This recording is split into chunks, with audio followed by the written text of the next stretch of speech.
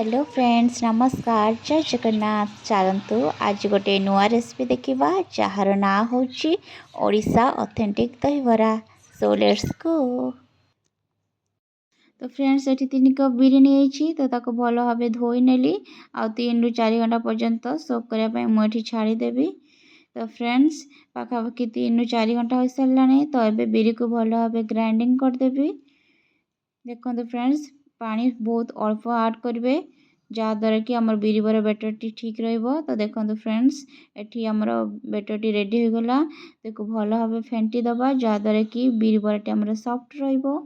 तो किछि बिरी बरा क्रिस्पी पाई मु अल्प किछि सुजी ऐड कली आ किछि अदा ग्रेट करी दे देली आ किछि भुर्संग पत्र आ गोटे जीरा आ स्वाद अनुसार लुण देई भल भाव बेटर टी को प्रस्तुति कहीदबा। तो फ्रेंड्स देखंतु आमर बेटर टी एबे प्रस्तुत हो गला। तो देखंतु फ्रेंड्स एटी गोटे गोटे करी मु बिरी बरा छाणी नेबी।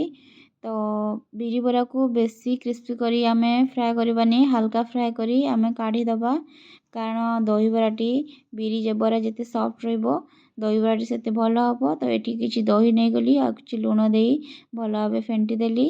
तो बिरी बराटी हल्का फ्राए कर सारा परे आमे काढ़ी दबा।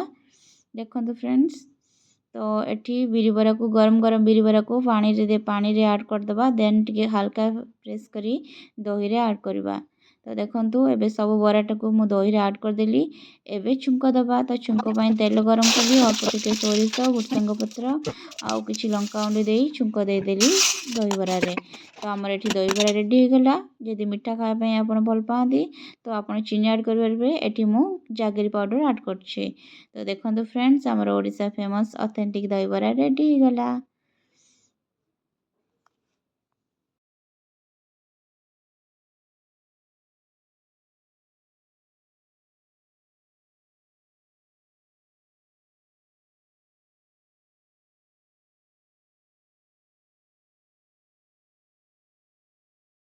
तो फ्रेंड्स देखो दहीबरा आम प्रस्तुत हो गला।